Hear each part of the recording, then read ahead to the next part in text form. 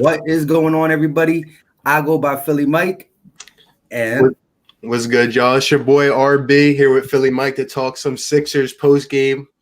We got a lot of heat coming your way, man. Let's get it. So let's start this off by saying what's going up. Well, what's going on? Water King, Bruin for Life, Texas Eagle, Colin Kelsich, Scott Lawrence, Superhero. What's going on, everybody? Let's get into this loss. Again, it's on the road. We know we cannot win on the road. No matter what, we just can't win on the road. A game that we controlled the whole time. And it felt like there was no way we could lose this. Even with a slow start from Tobias Harris and some of the players, there was no reason for us to lose this. What do you take from this loss, RB? First thing I take from this loss, man, the Sixers are so soft. They're so embarrassing. Like, I don't even know why I'm wearing this shirt right now. First, we come in this game and, everyone's talking about talent. We go put up 130 Clippers. We hold our ground with the Lakers. We come out, we get a nice road win with the Kings. It's like, yo, now we can go away 2-2 after this road trip. Like, I'm satisfied with that. Coming into this road trip, I'm like, there's no way the Sixers can win 2 games. And now to get embarrassed by the Golden State Warriors, like, this is not 3 years ago. This is not 4 years ago. This is 2020, okay? The best player on the Warriors is who? Eric Pascal, Damian Lee. I know they got Steve Kerr. Their best player might be Glenn Robinson, and he's no Sixer. And how do you collapse like that? Everyone's been trying to, kind of make excuses for Brett Brown. It's not his fault. We don't have our main guys. There is no excuse to lose to the Golden State Warriors. That isn't bad. Tobias plays soft. Al's stat line looks good. He played soft. You got Marquise Chris in here just doing whatever the hell he wants. I'm just so frustrated. It's kind of funny to me. Like, I'm kind of laughing over here because how do you that team? That is sad. It really is. I mean, like I said, to control the whole game. And then for it to, let him drop 36 points in the fourth quarter and just take the lead. I mean, Eric Pascal, a 6'6" power forward, doing whatever he wants against us. The defense intensity was real soft in the fourth quarter. I mean, execution, like Furkan Korkmaz steps out on a must. You got to get a shot attempt up. You can't turn the ball over on that possession. You just can't turn the ball over. That's actually a great. We can start with Furkan. He's one of the bunch. Like, how the heck is Furkan? How many minutes did he play? Like 25 to 30 minutes? And he had, 3 points? How is he staying in the game so damn long? I mean, everyone on the team is outscoring Furkan. And he's just out here doing nothing. He's getting burnt like a freaking piece of toast on defense. He's not getting an open look. He can't hit a shot. And, at the end of the game, when you need defense, maybe you got a guy like Thibault on the bench. We got Furkan out here getting burnt. Absolutely burnt. Disgrace. Yeah, definitely. Matisse, Furkan played 24 minutes to Matisse's 17. Matisse had 5 points to Furkan's 3. And after you've seen the Warriors doing kind of whatever they want in that fourth quarter, you got to get Matisse in. You got to get defense on the court. I mean, 11 turnovers this game to just get outscored 36-24 in the fourth. I mean, just poor execution. Like I said, you have to attempt a shot at least. You can't go out of bounds on that play. Dude, and that play literally reminded me of earlier in the season. I think it was the same play, if you remember, against Portland when we hit that game winner, when Furkan, I think we were like 4-0 at the time, and Furkan hit that game winner. It looked to me like the exact same play. It's just this time, Al didn't move his feet, didn't get in front of the guy. The screen didn't even get set. And Furkan, he has an issue with stepping out of bounds, but really in that moment, again, he did it like minutes before and he does it again. It's unbelievable. I agree. And the crazy thing is, again, we know the Sixers lose on the road to poor teams. But like I said, this was a G League team they're throwing out there against us. I mean, if Burks and Robinson were on the Warriors team, they would have both been in the starting lineup. They came off our bench. So their 2 best players would have been starting for the Warriors. They came off our bench. And like I said, Eric Pascal. I mean, come on. This would have been, if we would have won this game, it would have been the first back-to-back road win since November. like Thanksgiving. Like that was the last time we won back-to-back road games around there. That is wild. This team can't win on the road. We know that, and that's an issue. But really, to lose to the Warriors, like, talk about an opportunity that is so easily presented in front of you, and you can't get up for the Warriors. I don't get it. The Warriors, like, I wrote this down. It's their first home win since January 18th. They lost 10 straight. Wow. January 18th. But they just beat the Sixers, who are 12 games above 500. I don't care if they don't have Ben Simmons and Joel Embiid. You can't lose this game.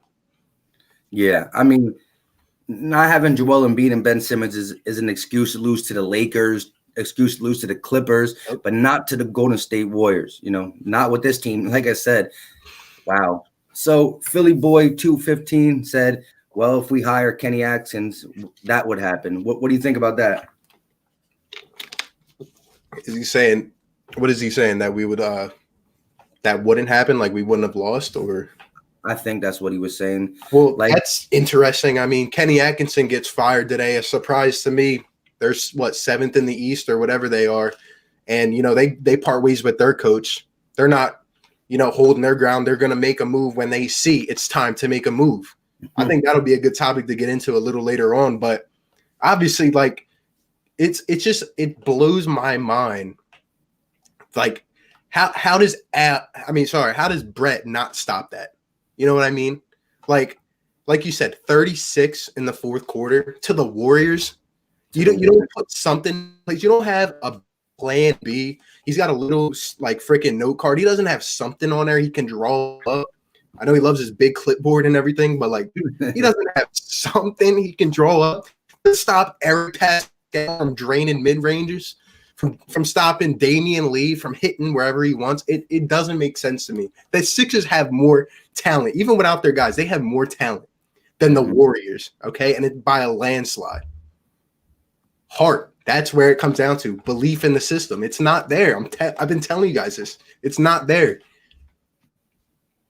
Yeah. Yeah, pretty much like you said, the Superhero 18, the offense slowed down as a result. Yes, the whole fourth quarter was bad. I mean, like you said, you see that Damian Lee and all these guys are balling in the fourth. In crucial times, you got to get Matisse in. He's our best defensive player right now. We got no Josh Richardson, a wing defender. We got no Ben Simmons, who leads the league in steals.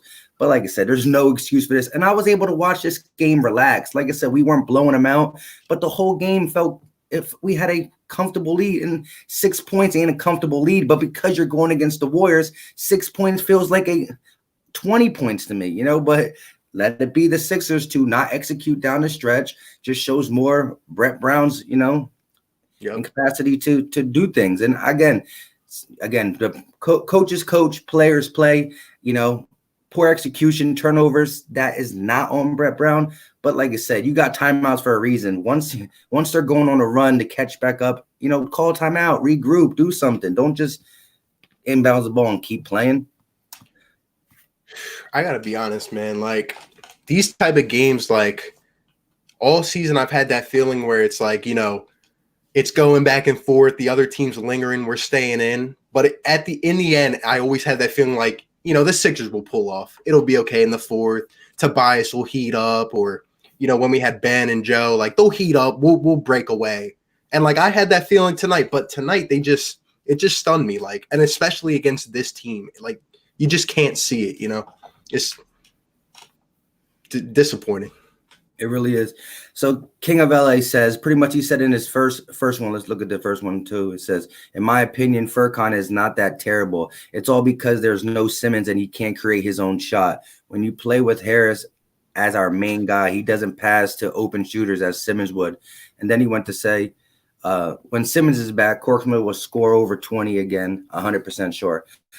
I do believe that Ben Simmons, you know, is going to create for everyone. Is going to get these guys who just stand in a corner and shoot the ball. You know, when Ben Simmons drives to the basket, people take notice. You're going to have more a Matisse in the corner, Mike Scott in the corner, Furkan in the corner. I agree. What do you think about that? I do partly agree with that, and I do get what you're saying. Obviously, Tobias and Ben are different kind of players. Ben garners a lot more attention. Just what I saw with Tobias tonight overall, and no, I don't think Korkmaz deserves, the biggest blame on the team. I mean, shooters like Korkmaz who can't really do much else, you have to find ways to get them open.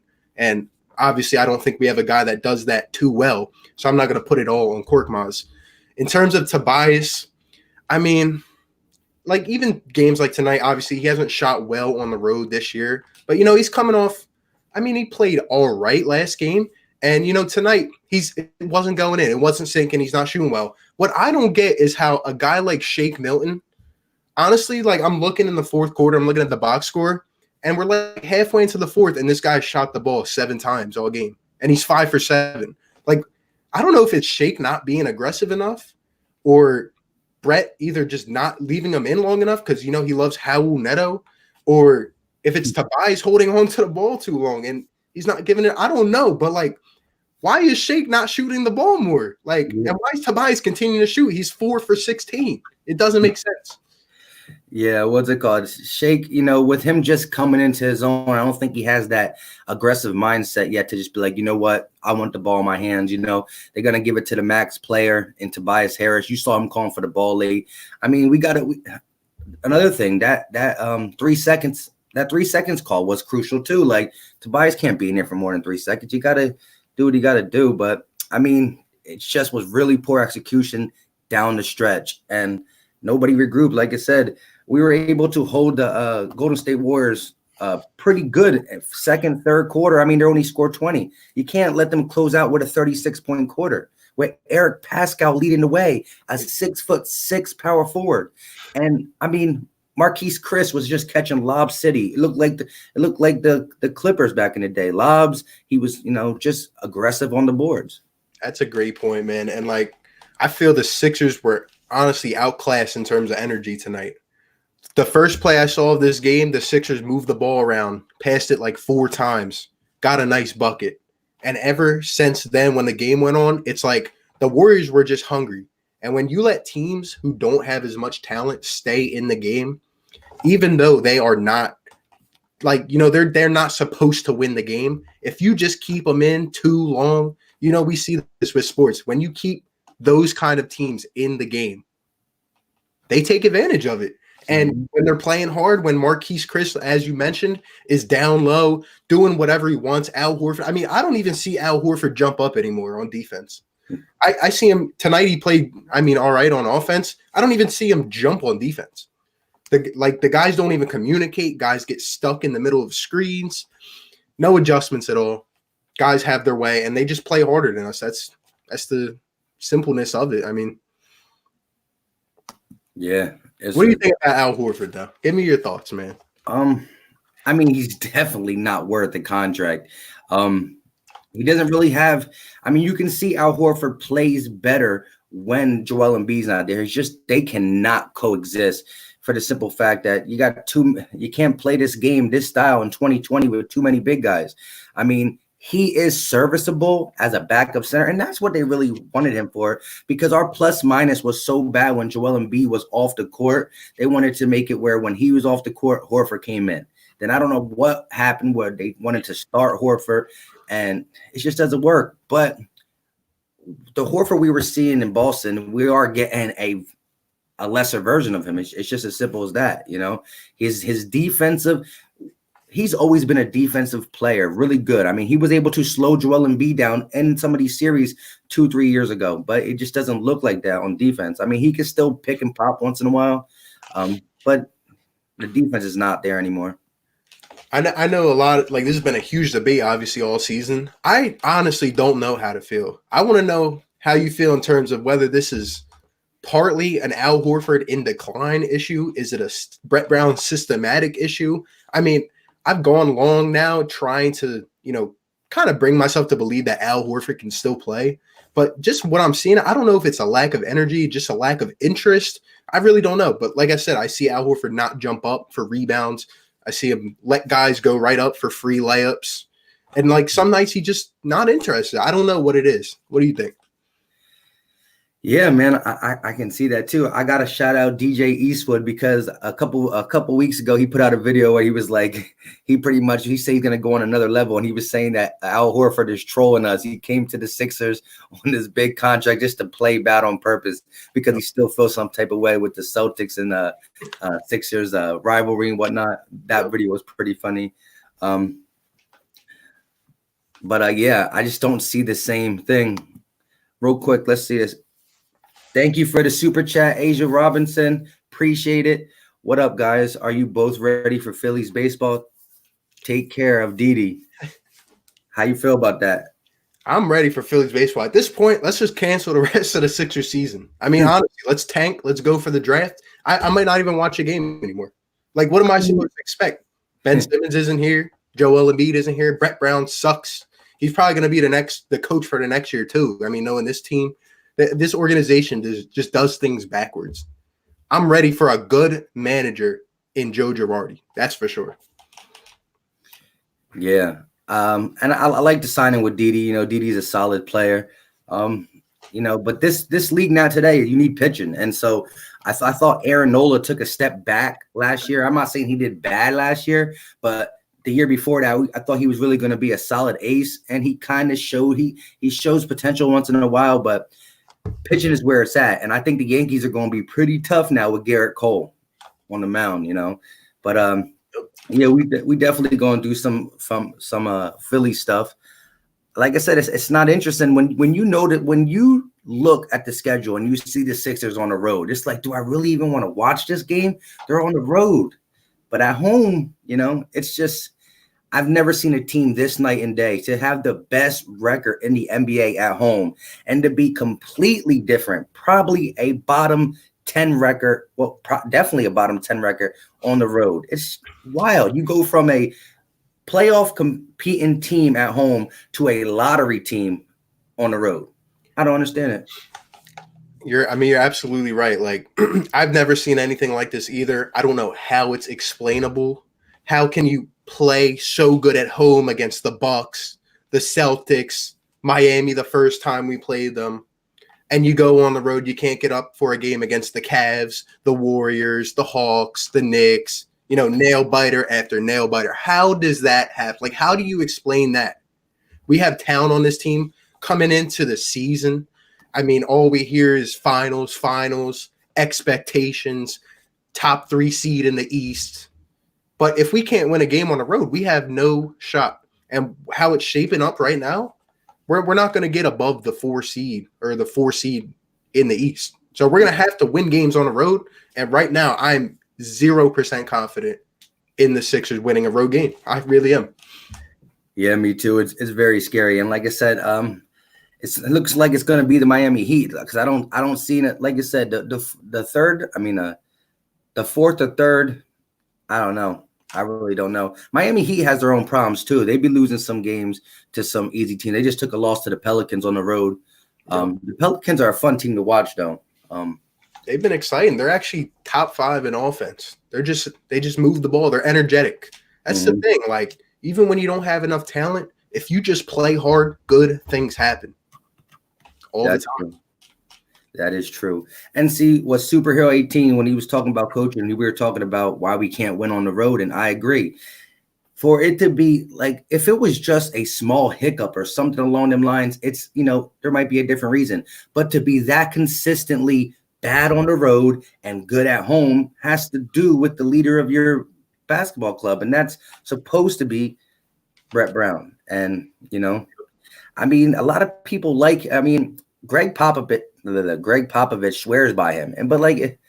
Just because you come from somebody's branch off someone's tree don't mean you're always going to be good, And that's exactly like, that makes so much sense because it's like, what the hell did you learn in San Antonio?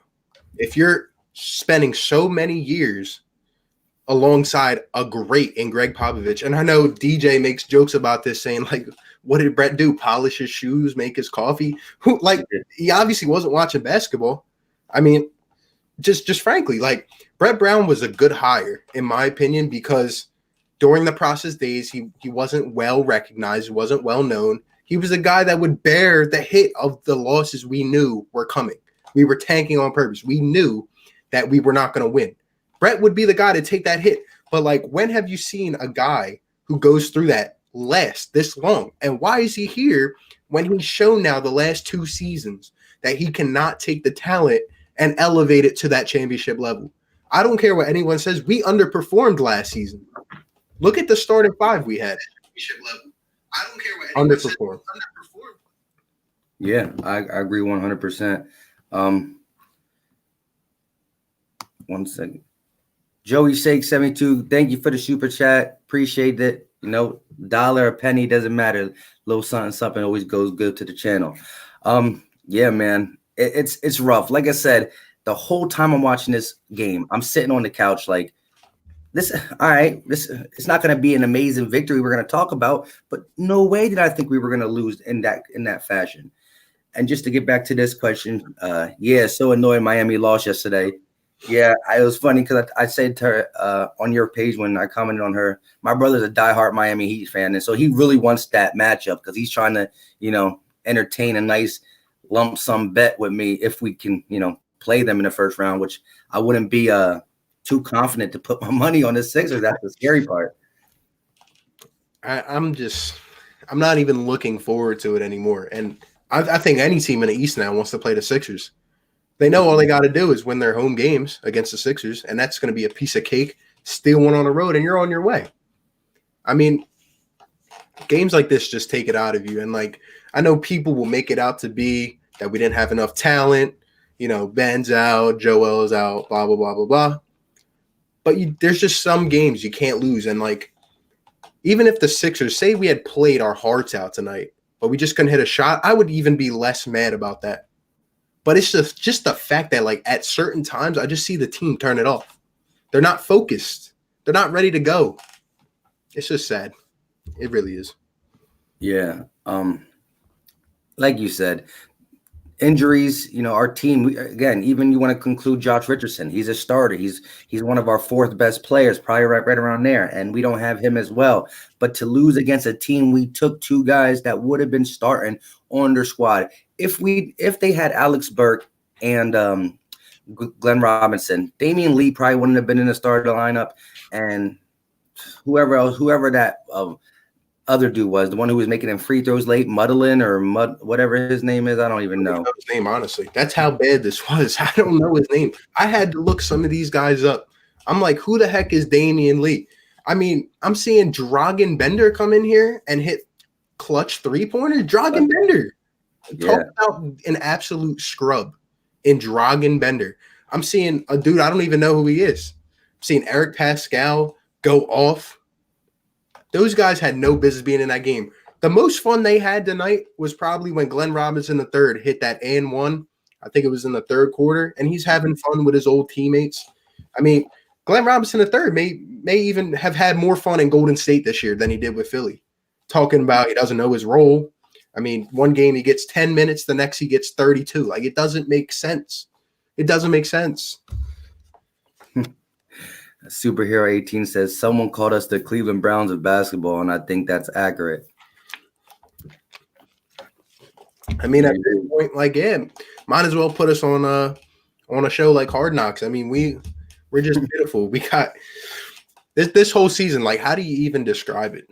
I don't know how. All I can think of is disappointing. It really is, especially with the expectations. And I just when we let go of JJ Redick and Jimmy Butler, and Jimmy Butler was like it was something that must have been done because he didn't want to play with the Sixers. It's a different story if he kind of wants to play. You hear him voice his opinion that he wants to stay, and Philly don't pull the trigger on him. But you could tell he wanted out. But dang, we heard this. We were all told that getting Al Horford, we're going to be a really dominant defensive team, be able to hold people, do this, that, and the third. And it's not true. It's not true. And we're really missing the wing defense from Ben Simmons. Like, a lot of people really give him craps for not shooting. And I agree. I want him to shoot the ball as well. But the things he does for this team, it goes overlooked. Like, just his defensive presence. I mean, fourth quarters when you need to get a stop along these lines. Once the Golden State Warriors got into, that's why I don't understand Matisse Thybulle didn't play down the stretch. I mean, when we took the 1 point lead and whatnot, you put Matisse in, play him, let him lock up on a guy like Damian Lee, who had a team high for them 24 points. Don't let him score. Just don't let him score. Dude, I don't get it at all. Like, you made like 3 great points right there. To answer your first point about Jimmy Butler, when we lost Jimmy Butler, not only did we lose a great, solid player, but we lost the guy who was the heart of the team. We lost the guy who would show up to the gym at 5 a.m. and the guys would, when it was time for someone to get a bucket, that was Jimmy. Jimmy would get that bucket. Right now, who will get that bucket? I don't know. We don't have that dude anymore. We don't have anyone that holds people accountable. We don't have a leader. Like, we've always heard how Jimmy is a bad locker room guy because, the guys don't get along with him or he's too tough or whatever. But Jimmy is the type of person that this team needs. And you can see we're lacking it. All we talked about was Miami's going to be the 8th seed. He should have never left. He's got them boys inspired, playing great basketball in Miami. They're looking like they're going to be the 4th seed in the East. Yeah. I mean, I would have never expected the Heat to finish above the Sixers. Not in any chance. And then to your point about Ben Simmons, like, yeah, Ben Simmons needs to shoot. We acknowledge that. And to me, that's I don't get it. Brett Brown comes out here earlier in the season saying, go tell his agent to tell him to shoot. Our goal is to have him shoot a 3-pointer for every game the rest of the season. The 2 plays this season that they've drawn up a 3 for Ben Simmons, he's made it. Every time they show him in the pregame, drilling 3s from the corner, he's making 5 for 5. I'm watching him on the pregame. Yeah. I don't understand why he's not shooting. Yeah. No one pushes these guys to be better. No one does that. And Ben Simmons, you can easily see, like you said, every part of the game is lacking without Ben. Just the tempo, the defense. I mean, he's so unique in his own way, and he can guard 1 through 5, 7-foot point guard with handles. I feel like a lot of people don't even appreciate him as much as he needs to be appreciated. The guy's 23 years old, and the potential is unbelievable. A better coach will make Ben Simmons start shooting the ball in games, and he's going to be unreal. Yeah, I agree. What's up, my guy? How you doing? Mm-hmm. Welcome to the stream, my boy. We wasn't gonna say, oh yeah, and I agree with everything you said there. A coach, Brett Brown is too, with the relationship he has with Ben Simmons, his father, and all that stuff. It goes to where he can coddle Ben Simmons a little bit too much. Like I said, I think Ben Simmons, what he does on the defensive side of the ball and just overall for this team is great. And again, his form is nice. It's not even like he has like a lot of people who don't want to shoot. There's a whole thing. You got that like that ugly Lonzo Ball shot, and it just don't go in. I mean, like, I think he thinks that he has to shoot and make it.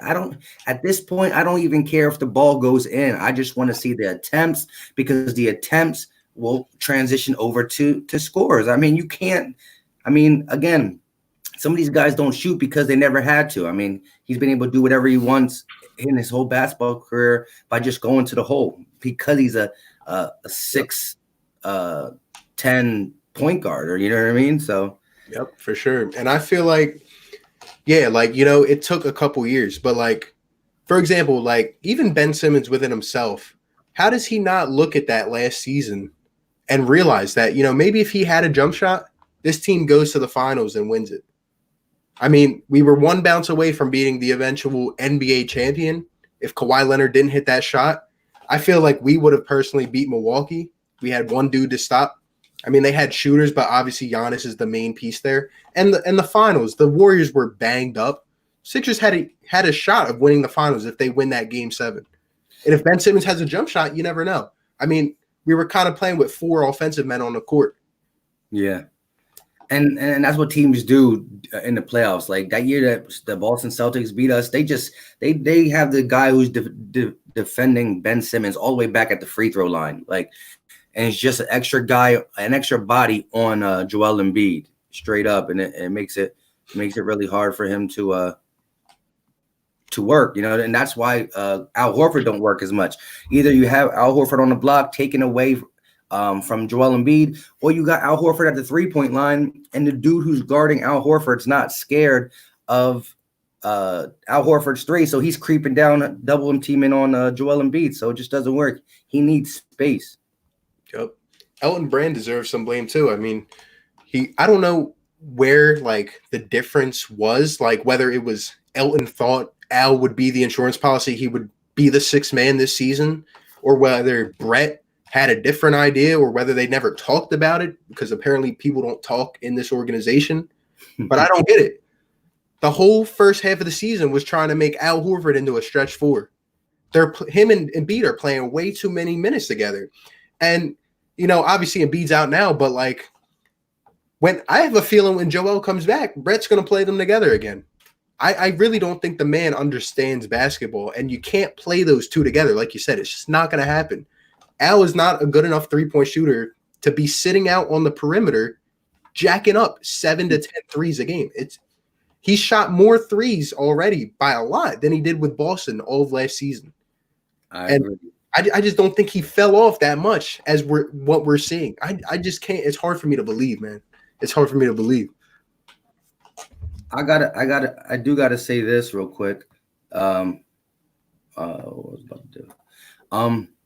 If we would have won this game, that outlook on Al Horford, at least in this game, would have been different, because the dude's stat line, like I said, there was things in the game, like you said, I didn't see the defense intensity sometimes. I think Marquise Chris was kind of bullying him at times, but if you just look at the stat line and you didn't watch the game, you would see 9 of 16, 22 points, 10 rebounds, and 7 assists, almost a triple-double, but in the losing effort, that all goes away, Dude, it's a shame. And like, that's why I feel like the plus minus is such a crucial column. Like, I love looking at the plus minus, and you can go look at that just like you said, and it's like, wow, Al had maybe his best game as a Sixer.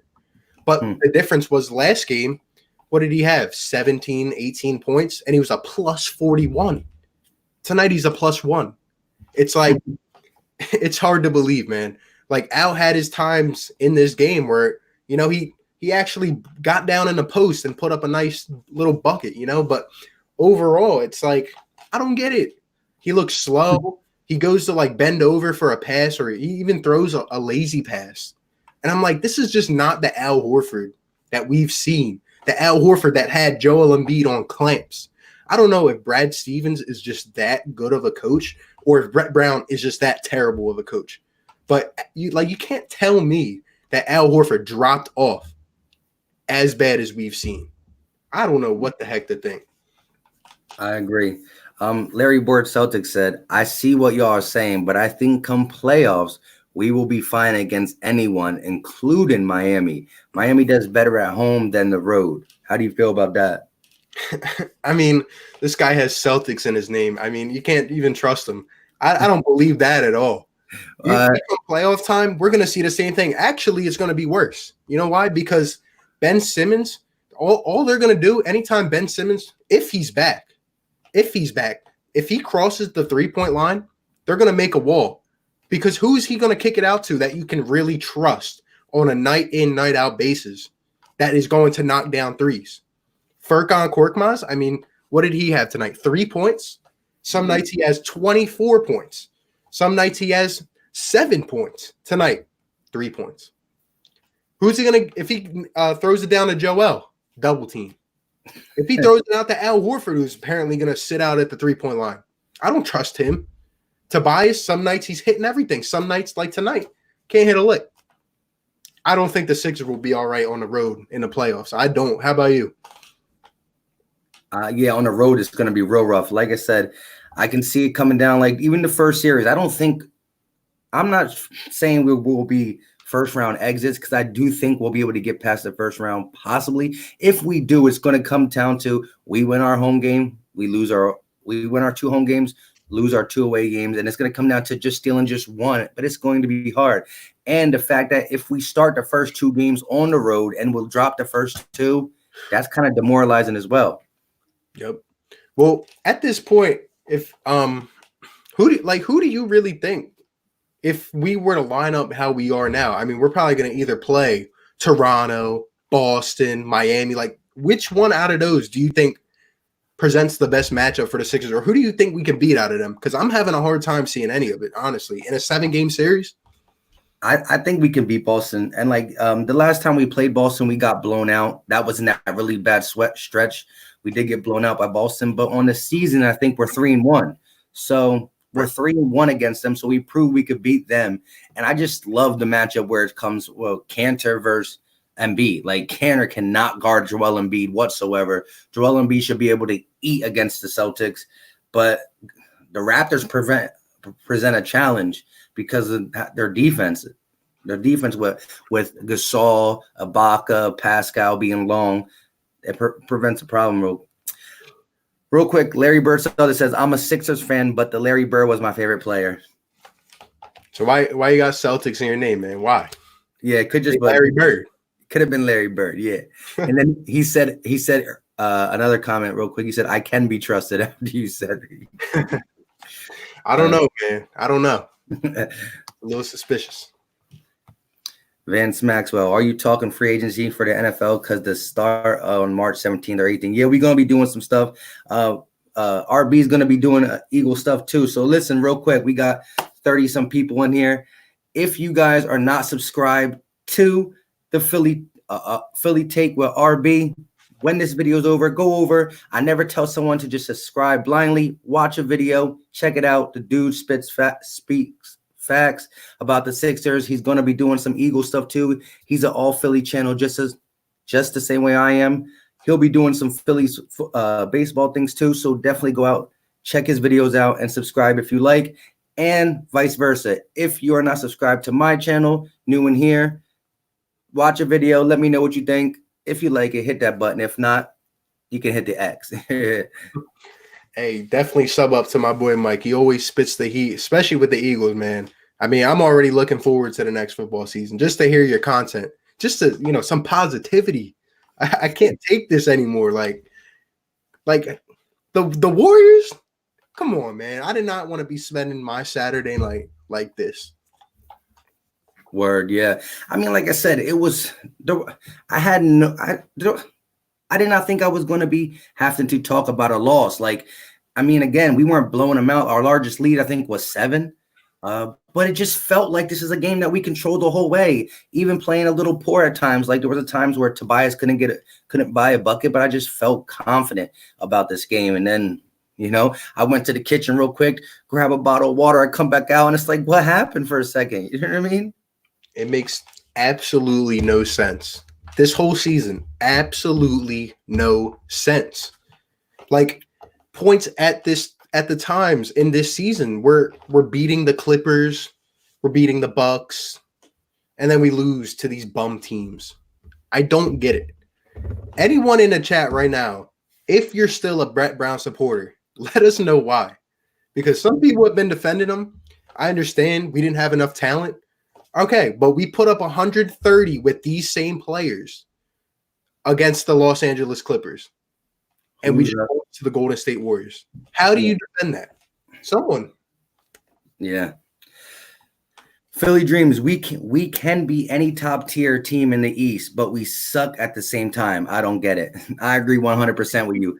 Any home game that we play, especially if we're healthy, we can beat any team. We can beat the Bucks, we can beat the Lakers, we can beat the Clippers, and it's all been proven. We beat the Bucks, we beat the Lakers, we beat the Clippers. And on the same end, we lost to the Hawks. We lost to the Golden State Warriors. We lost to the New York Knicks. You know what I mean? So it's 100%. I don't know. And I don't even think it's like a talent issue. I just think it's whether it's a game plan or whether it's just getting up for it. I really want to see what these guys do at practice sometimes. I really do. Because in the game, at points, I see guys on their own island, guys sitting in the corner, don't even look engaged. Other guys are on the bench doing whatever they want. On defense, sometimes they look like this is an elite defense, what we've wanted to see. And other times, there's just no intensity. It's like you don't know what you're expecting on a nightly basis. And that's just not acceptable, at least to me. That's what's up. Yeah, so Texas Eagle said I'm going to check out RB. That's what's up. Cowboys X Factor. I just subscribed to Philly Take with RB. Real quick, RB Cowboys X Factor. He's the most realest and coolest Cowboys fan I ever. Like I said, he keeps it real. He'll talk props on the Eagles. He'll talk props on his team. He doesn't come out here with no hater stuff. If he wins, he asks for his props, but he's not like the average Cowboys fan. I'll give him that 100%. And he does show love to a lot of Eagle content creators. All the people that I know. He's down with the cause. So he just loves talking football. So glad that he can sub you up. It's a good dude. Well, you know what, Cowboy X Factor? Shout out to you, man. Respect, honestly, from my heart to yours, man. Respect, because we'll get into it during the Eagles season, but some of the Cowboy fans that I see, they're Lakers fans, they're Yankees fans. They come from Texas, they come from California. Some of them are in Philadelphia. That is true. Some of them are not real Cowboys fans, and you can easily see which ones can be, separated from that pile easily. I'm sure you know a lot about that. So Morty K said Toby is really bad. I mean, how do you feel about that? Me personally, I feel like Tobias gets more blame than he deserves this season. But then again, he still deserves blame. I don't think he's really bad. It's just sometimes, like, when we paid Tobias, we didn't, like, or at least to me, I didn't think he was going to play like a max player, but you had to pay the premium to keep Tobias. But sometimes, like, it's just, to me, when he's not aggressive enough, when he has a mismatch and he's kicking it out, or, when he's not, is he not smart enough when he's 4 for 16 to stop shooting the ball? Like, if it's not going in, at least try to find someone else to get open. I know people have said, like, he doesn't pass it enough. I kind of agree with that. Like, I'll see guys sitting open in the corner and he's dribbling through the legs. Then he passes it off. Too late in the shot clock. That's another thing. We don't get shots off in time. But I don't think Tobias is really bad. I just think it shows when our other stars are out. He can't, like, more attention is focused on Tobias, and he can't elevate to that play. What do you think? I agree. Like I said, because I mean, when he was with the Detroit Pistons and the Clippers, he's never really, his best role is to be a number 2 or 3. He can't be that guy because the inconsistencies. I don't think he does bad. I just think sometimes he gets out of his element and does, something that he's not comfortable with. The fact tonight, again, he was just a little bit off. He has been good in this stretch without Joel Embiid, without Ben Simmons. I mean, I think he was averaging like 20-something points. I forgot the exact number.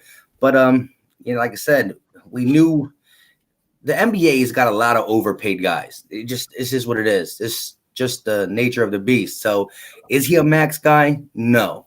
But, I mean, at this point, we probably could have filled this roster out a little bit better if we spent that money on some more solid role players with the right amount of money. But like I said, if we can, I really do think if and when this team gets healthy, if you can keep Shake Milton at the point guard position and play Ben Simmons at the 4. Now, when I say that, people think, well, I want him to be a point guard.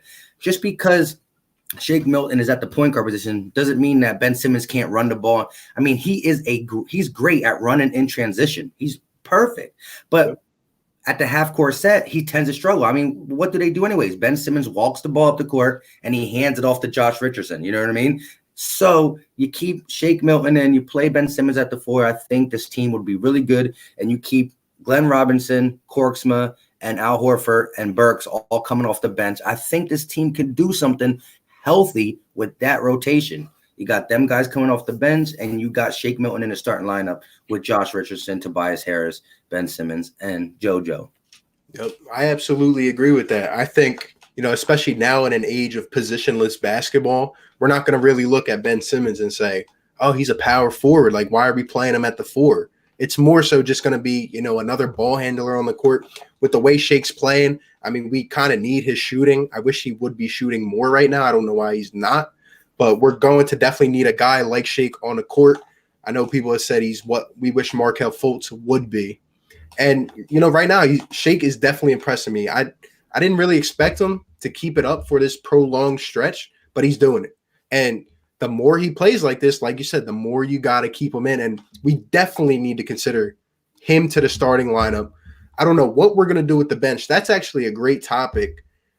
I don't understand why Glenn Robinson III and Alec Burks, why we even went out and got them. I don't understand. Obviously they're not starters in this lineup, but when you go from playing 32 minutes to playing 12 minutes a game, I know people were on them right away, but it's hard to find your groove, I mean, the last game, I think it was, or the game before, Glenn Robinson played 32 minutes and he had 25 points. He found, I think Glenn Robinson III is kind of finding himself a little bit. And even tonight, Alec Burks hit some shots, but I feel like you got to give them the minutes to stay in their groove. It's apparently their role wasn't explained. I don't know the truth of that, but they need to at least be steady here. You know what I mean? If they're going to be pieces in the rotation going into the playoffs, especially in games like this, you got to give them extended minutes. You got to give them a chance to find themselves, What do you think about that? I agree 100%. I mean, a player can't get in a groove when you're playing them 29, 30 minutes one game and then 17 minutes the next game. They can't find it's just straight facts. Brent Brown's not clear on what he wants to do. And that's what it is. You're going to change your rotation up a little bit depending on teams, but not as much as he does it. You know what I mean? And a lot of the chat feels the same way. If they don't fire Brent Brown, they're doomed. American Tar Macker. I mean, the longer we keep this guy in, we're shooting ourselves in the foot. I mean, what is there left to prove? We gave this guy Joel Embiid, Ben Simmons, Jimmy Butler, Tobias Harris.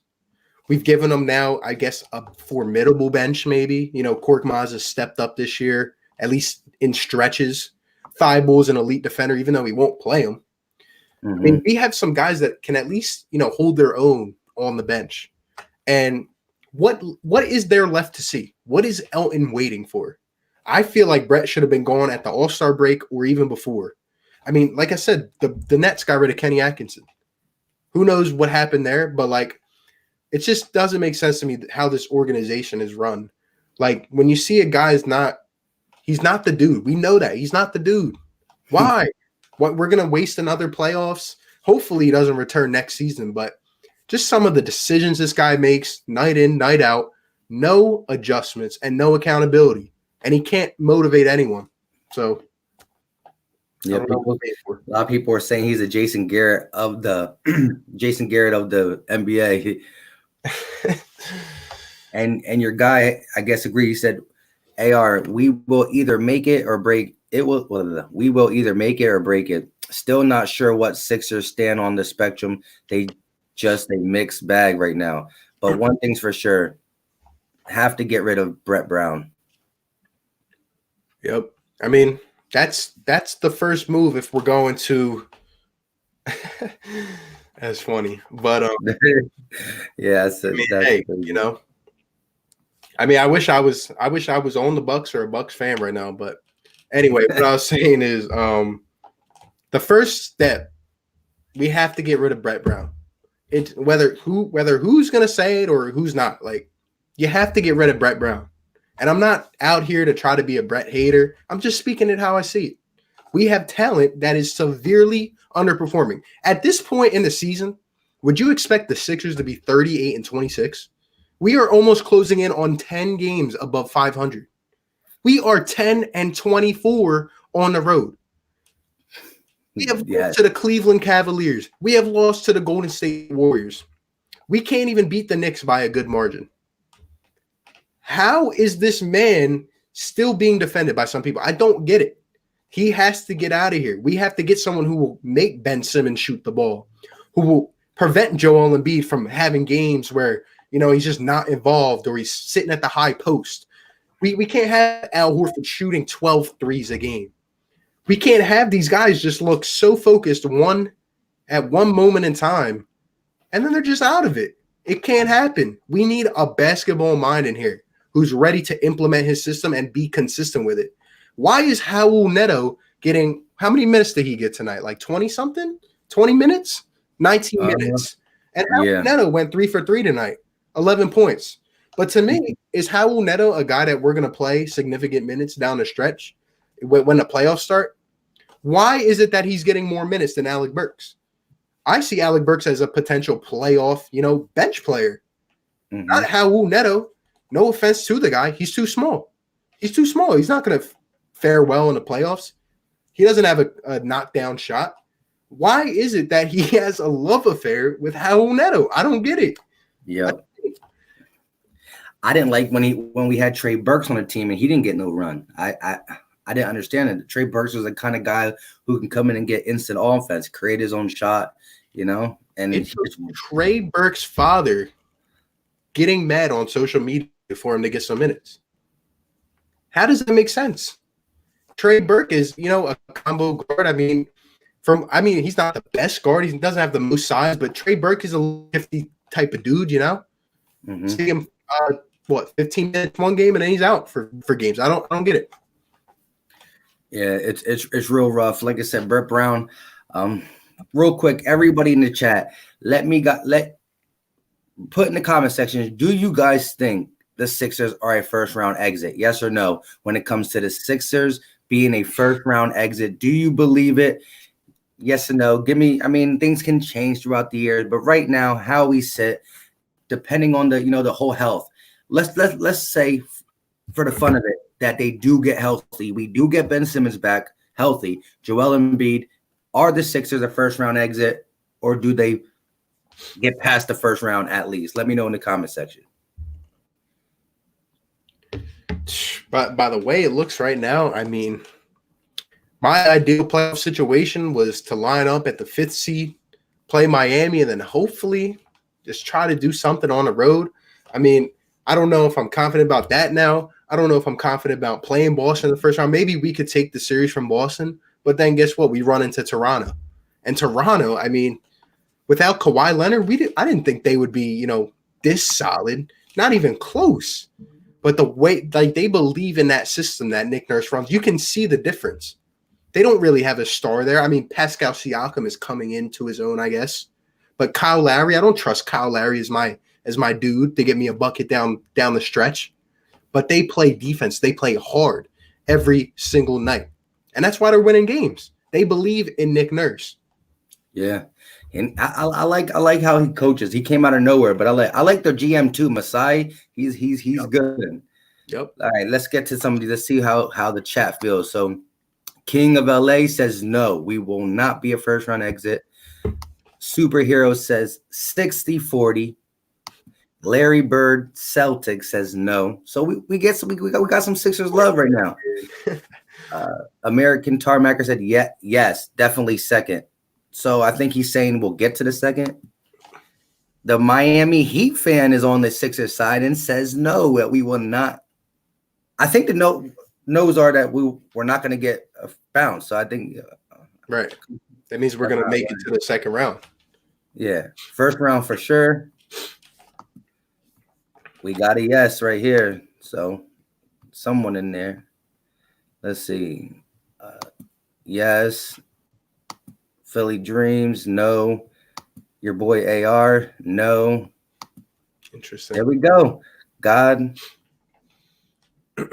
Oh, God. Nope. So at least the chat is still holding out hope. Like I said, it's good. Hey, Philly fans normally get really upset, especially off a loss like this. So I'm glad everybody still got faith. Like I said, if we're fully healthy, this team can do stuff at home. We beat the top 3 teams, the Clippers, the Lakers, the Bucks. But then again, we also lost on the road to the Hawks, the Knicks, the Cavs, the Golden State G League Warriors. Look at David Lopez. Hold a gun to my head. Yes. I was laughing, man. He's funny. Yeah. For the people that are in here saying that we're not going to be a first round exit, please let me know which team we are going to beat. Let me know. And the only one I can almost see right now is maybe Miami because they're young and inexperienced. But then again, they got Jimmy Butler. They have a proven championship coach in Eric Spoelstra. Then you look at the Boston Celtics. As Mike mentioned, they have no big presence that can even come close to Joel Embiid. But guess what? Brad Stevens, and I said this before, I feel like he has a whole maybe notebook or play sheet or whatever written on Al Horford. Al Horford will not score a point against the Boston Celtics.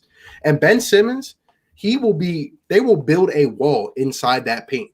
Ben Simmons will not enter that paint against Brad Stevens. That's just my opinion. Yeah. Jason Tatum is a monster, though. I really like that guy's game. To think what could have been, right? To think what could have been. My God, that Markelle Fultz is out here. He's in Orlando. He looks a lot healthier. I don't understand that. Never will. Never know what happens. But he's out there in Orlando balling, and we're left with Shake Milton and Raul Neto and Furkan Korkmaz, and Jason Tatum is out here balling. Like you said, coming into his own element, Jason Tatum is going to be scary for the NBA. Beware. What do you think about this topic, Joel Soft?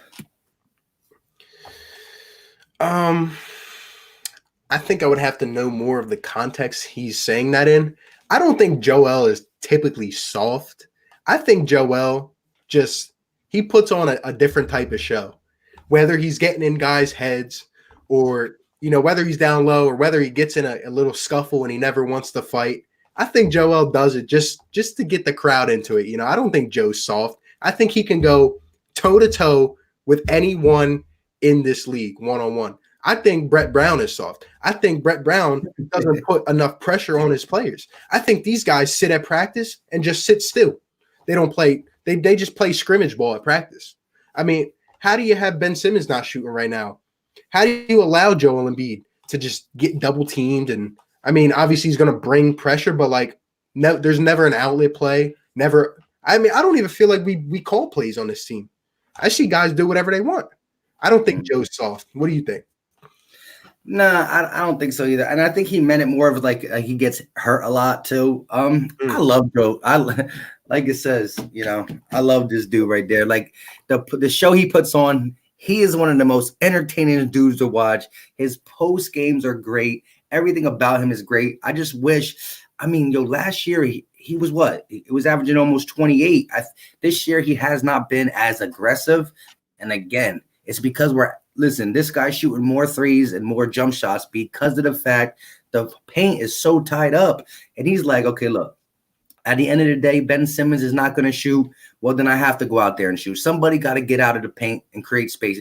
Now, when it's just Ben Simmons and Embiid, it's better than when Al Horford's on the floor with them. Now you got three guys who are 6'10" and do their most damage in the paint. Can't have that. You can't have that. But Joel's secretly, not secretly, but on the low, been telling Ben, you got to shoot the ball, man. Shoot the ball. You're right. I mean, we essentially have three big men on the court at one time with Ben and Al and Joe. And you're right. I think Al being on the court so damn much with Joel, I think that really contributes to Joel's, getting packed and getting tight and always just getting pressured where he can't find an outlet pass. Before the Sixers had JJ Redick. When Joel Embiid would get pressured, kick it out to JJ, someone sets a screen, bang, three. Who do we have that can do that now? Kick it out to Ben Simmons, and he's not going to shoot the ball.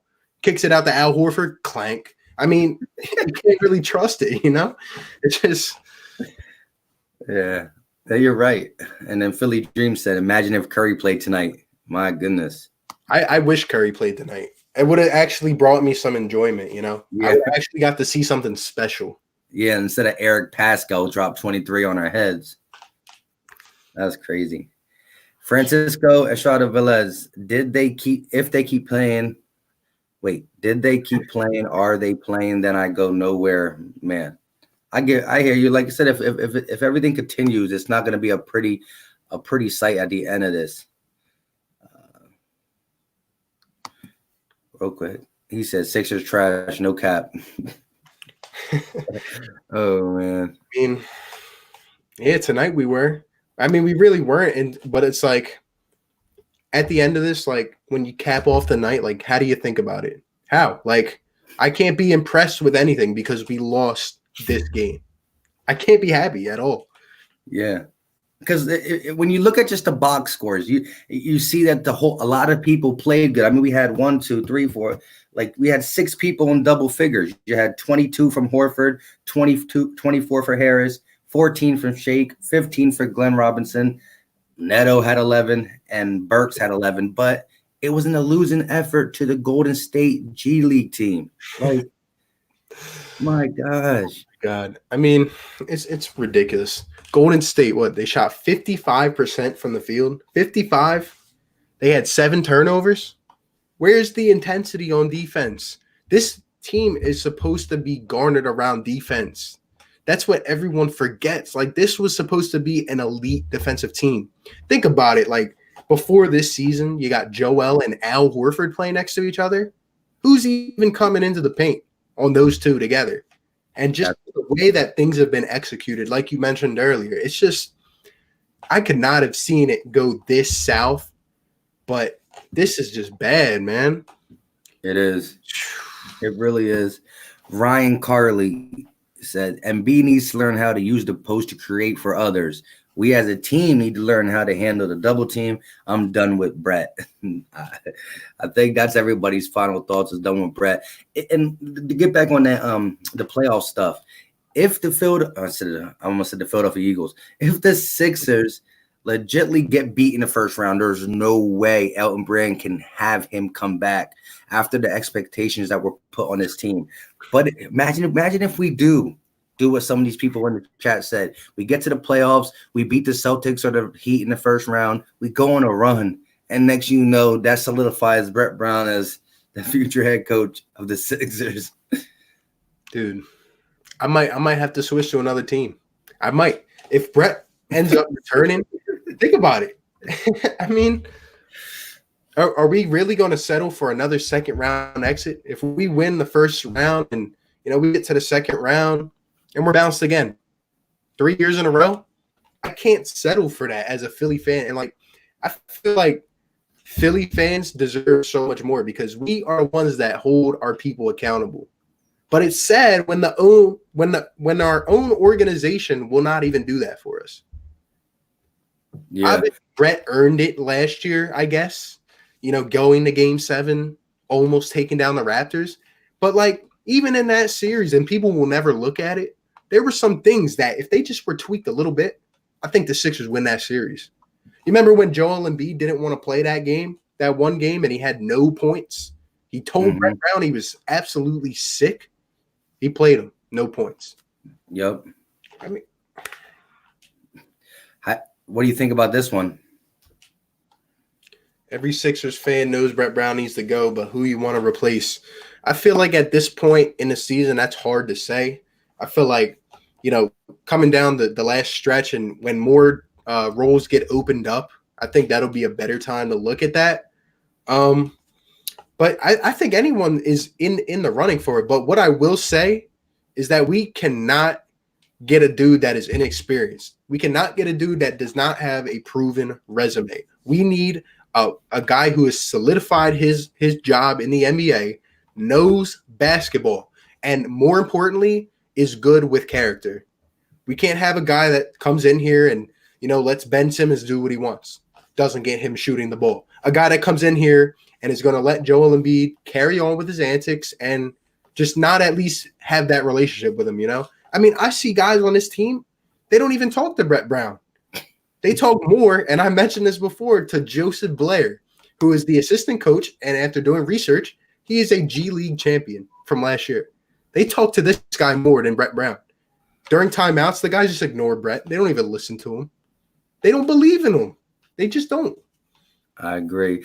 What's it called? When we were coming to when you said that you were switch your teams, he was like switch, and then the Miami Heat fan put in there switch to Miami.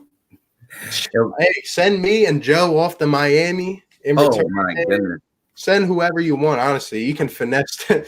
You can finesse the Sixers organization at this point. I mean, we traded essentially Jason Tatum for Markelle Fultz.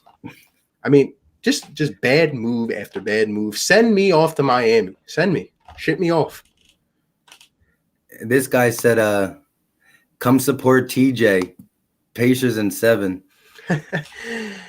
Hey, man, I always supported TJ McConnell because of the way – because he played hard. That's just what I wanted to see. Every time the dude was on the court, whether it was an inbound off a bucket, whether it was 2 minutes left in a blowout, the dude hustled. That's all I want to see. If our guys aren't producing, at least show me that you care. At least show me there's intensity, hustle. But I just don't see that on this team sometimes. I just don't. And that's why I miss TJ, because we knew he wasn't an NBA player, but he worked hard. He worked hard. I agree 100% with you on that note. He was the definition of not being an NBA player, but having heart, hustling, always every play, don't take no play off. Little scrappy dude right there. Yep. What was Brent Brown thinking? Brown smoking on that last play? Yeah, man, he giving the ball to Korkma, just wrap around. That was a shot that he would have had to create himself. Like, ugh. He tried the same freaking play from earlier in the season, and okay, that's fine, but I don't know what it is with Korkmaz. He has big feet, man. He just steps out of bounds all the time. I mean, they knew it was coming to Korkmaz. He's the shooter on the court. Yeah, but the shooter he only had 3 points, and the only bucket he made was in the fourth quarter. He made 1 3. I think he was one of 4 or 1 of 5 or something. I think you would have had more points against the Warriors tonight. I really do. Exactly. I mean, again, the way our defense looked too. If Glenn Robinson or Alex Burke was still on the Warriors and started, they would have dropped 30 on us. Yep. If that one dude said if Curry played tonight, it was a 40 piece in the coming. It was a 40 piece waiting to happen. Yeah, but so Philly Dream said go get Mark Jackson. I don't know why the dude has been kind of blackballed for years. I mean, yeah, right. Good to be looked at, but I mean, always a possible name when looking at coaching hires. He doesn't get enough credit for what he did with Golden State before Steve Kerr came in and took over. But I think Mark Jackson knows the game. See, and there it goes. There they come out. RB called. He said you can't be trusted, Larry Bird Celtics. Let's all go to the Celtics. They play hard. This dude cannot be trusted. He is a Celtics fan in disguise. He is here on this live stream. He is a Celtics fan. He cannot be trusted. Yeah. Bird Game 114. What is going on? How you doing? Let's see. Oh, this is a really interesting question. I'm gonna let you take it first, RB. Oh no, not that one. What am I talking about? Who's better, Joel Embiid or Ben Simmons? Oh, man, y'all are hitting me with the tough ones tonight, but I'm pleading the fifth, so that's all I can say. I mean, that's hard to say because they play so different. One question that I will get back to after this, I have in my head. But to answer your question, I think they play. They're different players, so it's hard to compare. Who I think provides more for the Sixers team, and I know this will be half and half. To me, it's Ben Simmons. It's just the energy he brings, and it's just when Ben Simmons is not playing, you can feel that presence not there. What he brings an overall presence to the Sixers, and I think we are missing Ben Simmons a lot, and we are missing Joe. Don't get me wrong, but I just think Ben has his potential. Like I said, it's just to the sky, man. Like he starts shooting the ball, you can really build around Ben Simmons. He can do everything. Yeah.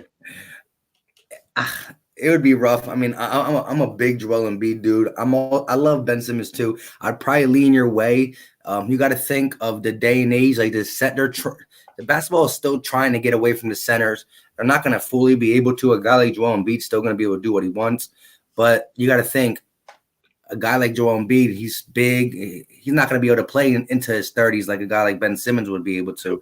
So, Ben Simmons, like I said, it's a big asterisk around if he would ever shoot. But if the dude would shoot, the sky's the limit. I mean, and the one thing about Ben Simmons is he doesn't turn, sometimes he just doesn't play aggressive. I see him just, here, you do what you got to do, Tobias. You do what you got to do, Joel. You do what you got to do, Jay Rich. But when he's aggressive and going to the hole, he's a force to be reckoned with. He cannot be stopped. When you said, when he turns it on, he cannot be stopped. And that's just where I come back to the system. Because if we have a guy in here like Greg Popovich, Ben Simmons is not going to do that. He's not going to turn it off. Because you know why? He's going to sit. Joel Embiid, he's doing whatever he wants to do. He's going to sit. Al Horford, he's not going to be jacking up threes. I think part of it is a systematic issue, man. But going back to what I was thinking about before, and anyone in the chat, and I want to hear what you got to think about this. But, like, do you think Ben and Joel can coexist at this point? That's been a hot topic. I want to hear what you think, man.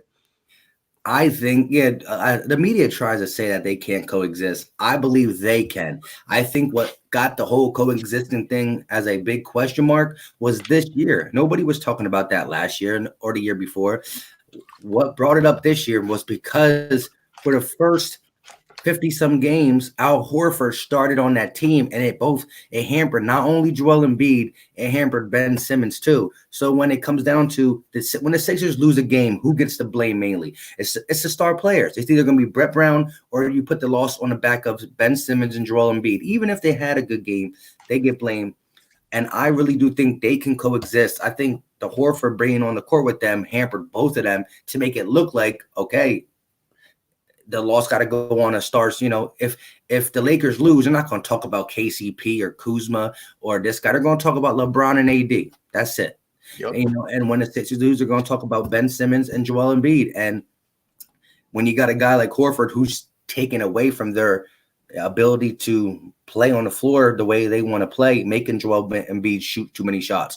So now they're saying, well, Joel Embiid's out there shooting, not necessarily because of Ben, because another just an extra big body in there, which Ben is already a big body. Now you got 3 big bodies in there, like you said. But I do believe they can coexist. What do you think? I agree with you. I definitely think they can coexist. And there's been times where I've been tempted to think they can't, but it just goes back to the system for me. I just need to see them under a different offensive mind. I need to see them under a qualified, solidified NBA head coach before I can make any other adjustments. Because, like you said, the talent of Joel Embiid, like, it's out of this world. It's superstar talent. The talent of Ben Simmons, given whether he can shoot or not, it's out of this world. It's generational type talent. Them two can actually play together for sure. And for the media, they should get right through the coals for trying to make a story, just for a storyline that Ben and Joel can't play. I mean, we're seeing them, have fun together at the All-Star game, and they've been asked multiple times throughout the year, and it's always been the same answer. We are fine. There's no problem. I don't know why people made it out to be an issue that they just don't like each other. I don't know why that seems to happen, with whether it's Jimmy Butler, whether it's these two. I mean, the whole narrative, oh, yeah, Jimmy Butler doesn't like Ben Simmons. That's why he left. I don't think that's why. I think there was something deeper than that in terms of the money, or Jimmy just wanted to be his own team. I don't think Jimmy trusted in Brett Brown. And that's me just speaking my opinion. What do you think? I can see that, yeah, because, I mean, I don't think it was ever a player issue. I think it was the coach and him relationship. The fact that he loves Miami, he wanted that weather anyways, and he wanted to be the guy. He wants to be the guy, and he knew he was our closer last year. That's what we're missing, a closer. Yep. But even him being our closer, he still knew that it was Joel Embiid's team or Ben Simmons' team. They were the future, and so he got it over there in Miami, and they got some good role players with Bam Adebayo. What's that? The point guard, the rookie, Kendrick Nunn, yeah. Duncan Robinson. I mean, who are these guys? You would never see a dude like that on the Sixers come out of nowhere and just, play absolutely out of his mind into the starting lineup. You wouldn't see that under Brett Brown's system, but you see it under Eric Spoelstra's system. Yeah. You see it under a guy like, I don't know, Doc Rivers' system. But that doesn't happen here because we don't develop people. Well, and a lot of guys agree with us. So American Tarmacker said, yes, they can coexist. We got another one says, yes, they can. This is the one that says they don't fit together because Ben refuses to shoot. Joel Embiid has to pass out of double teams to coexist. But we got a lot of people type agreeing with, more people agreeing that they can fit. Let's see what this one says. John A. Honestly, I feel as though Al has been a scapegoat this season. He was never a true star in Boston or Atlanta, but more of a solid base for those teams. It's not his fault Elton spent that much money on him. That is pretty legit. What do you think about it? First on that one. I'll let you go first. Yeah. Of course, I think Al Horford gets blamed for something that's out of his control, because I never in any of my videos said Al Horford straight trash. I do say like the defense is not the same. It doesn't look like the defense is the same. And again, he's 33, I think, right? Is that what he is? Yep. 33. So of course, as age comes, he's going to start to decline a little bit. But it's really not his fault, because this is what is asked of him. Brett Brown is putting him in the game next to Joel Embiid. And the same way I say Joel Embiid is frustrated, probably Al Horford is probably the same frustrated. Like, listen, when I was on the Celtics, I had a bunch of guards. I played with Jaylen Brown, Gordon Hayward, Kyrie Irving, or another point guard, Terry Rozier, Jason Tatum. These guys, that's why I could pick and pop. I played with a bunch of guards. Now I'm playing with Joel Embiid, who wants to be in the block and get the ball. I'm playing with Ben Simmons, who wants to score down low. So, yes, Elton Brand paid for him, and Brett Brown is not using him right. So I do get frustrated with Horford, but it's more Brett Brown's fault than Al Horford. I feel bad for the guy too. We're ruining him. Yeah, man, I gotta agree with both of you. And to me, like you said, it's really not Al's fault. I mean, the guy. Yeah, he was paid the money. He's going to go for the most money he can get. But it's like you said, I don't think he believes in the system he's been put in. Just take a look back to the first game of the season. I was so impressed with how the Sixers played in the first game this year against Boston. Guys were on their toes. They were ready to go. They were playing elite defense. Now, fast forward 40, 50 games. And it's like every night we're just struggling to even not allow a guy from getting inside the paint. I've had a hard time this season believing that it's Al Horford's decline.